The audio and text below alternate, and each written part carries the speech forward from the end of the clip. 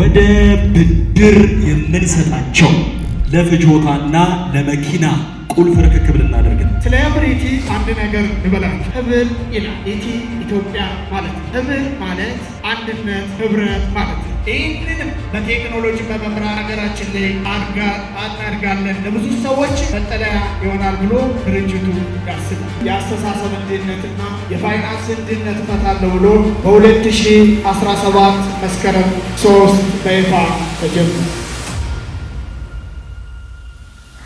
እናመሰግናለን። ለፍጆታ ተቋማችን በአነስተኛ ወለድ ብድር የለቀቀላችሁ ውስጥ ጆይን አደረግኩ። ሀሳብ ነበርኩት ስልጠናዎችን ወሰድኩ። መንበደር ብዙ ተቋሞች ላይ ትቻለሁ። የተለያዩ ንግድ ዘርፍ ላይ ሰራ ነበረ። የተለያዩ ነገሮችን ይሰራገኛል። ለመንበደር ንግዱን ለማስፋት ደግሞ የተለያዩ ጥረቶችን አድርጌያለሁ። እኔ የሚገርመው ነገር የባንክ ሰራተኛ ነኝ። ይህንን ከባንክ ስራው ለመውጣት ወደ ግል ስራው ለመግባት ይህን እንዲሆን ያደረገ ግን ትልቅ ብርታት የሆነኝ ህብሪቲ ነው። የመጀመሪያው ብድር የተለቀቀለት አቶ መንግስቱ ኃይለማርያም የመኪና የምስጋና የምስክር ወረቀት። በጣም ሰፊ ስራ ይጠበቅብና ሰርተናል ብለን ለደቂቃ ኮራም አንኩራም። ምንም ቅንጣት አልሰራም ይቀረን። ምክንያቱም ያደጉ ሀገራቶች ከዚህ በላይ ነው ተንጠፍጥፎ የሚሰሩ ተሮጥ ይጠበቃል። ግን ምንም ይሁን የስልጠና ተቋማችን ተግባር እየሰራ ይገኛል።